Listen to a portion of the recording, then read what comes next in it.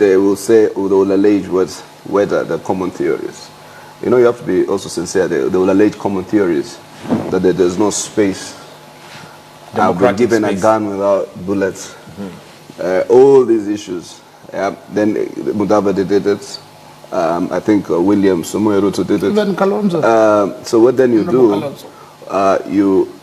then you exit and you go and create a father outfit or ethnic outfit. For me, there are two sides to this story, in my assessment.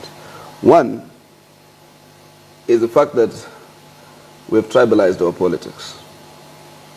The progressive actors in this country have failed over the last 20 years to infuse the politics of ideology. That's why I'm so scared for the Coast region trying to balkanize itself into some kind of a kingpin or a queenpin, where then politics become the cliche of pleasing the king or queenpin rather than the ideas or the merits of a leadership.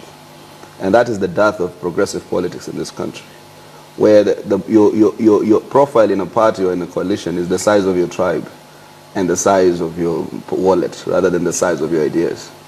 And that's why Uhuru and Ruto twist the tyranny of numbers theory, because then there's no tyranny of brains. You do not try to ideologize the country if there's something of that, a word of that nature, but it's part of the English.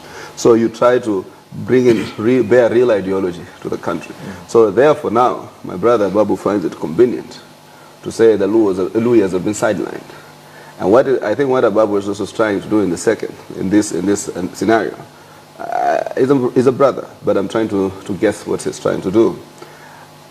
You know, Raila Odinga is fairly also popular within the Luya equation.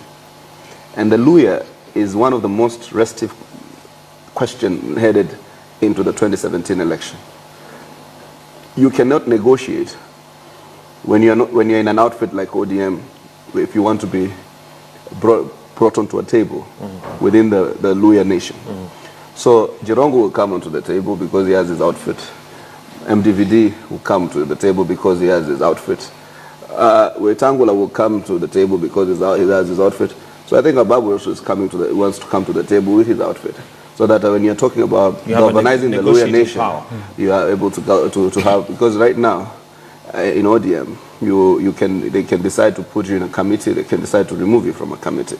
But when he's now pseudo-party leader of LPK, Labour Party, then he has to be called to that table because he has a little block somewhere of 10,000 votes, which I think he wants them to put into one Luya basket. Be as it may, Senator, all of them have more or less have the same complaint, and that is in regards to the leadership of the ODM party. Are you saying then that that's why I told a few friends, you see, I cannot deny what has crystallized in public domain. There's a narrative that is always used, and the narrative is the same. So what do you need to do? I said it here. You need to change tact. You are leading a country. We are seeking to lead a nation where 70% of the population is below the age of 35. In other words, you're seeking to lead a young nation, a very young nation. That's the age of rebellion. I just exited that age some time back. You think you can contain me and tell me that what I should not say and what I should say? I said it here on this show. Our own little nephews and nieces who are now intelligent enough to interrogate us, we provide shelter over their heads. We give them food to eat. We pay for their school fees. We pay for even their luxuries. They question us every day about why we are making decisions that we are making. Do you think you will come and stop a man of a certain age from expressing his views or her views? Absolutely. So I think so when we are seeking to lead a young nation, that's why I've asked people from the Wiper Party to go back to the drawing board. You had me extending an olive branch to ABABU NAMWAMBA. It was not arbitrary. I consulted. I said, let's keep the unity of the Code Coalition if we must defeat this Jubilee. So we need to make certain sacrifices. I said if ABABU wants to be Secretary General of Wiper, he can come. We can give him real functions. You're willing to step down for him to take over? To share power. To share power. Because listen, I mean, after all, the ends justify the means. The objective is big. We have a country that is mired in corruption, ethnicity, and all other, vices. So when you want to build a movement, a mass movement towards that goal, or towards capturing power, you need to make certain sacrifices. And I've been sincere. I've told that to my party leader. I've told that to most of the ranks in the Wiper Party.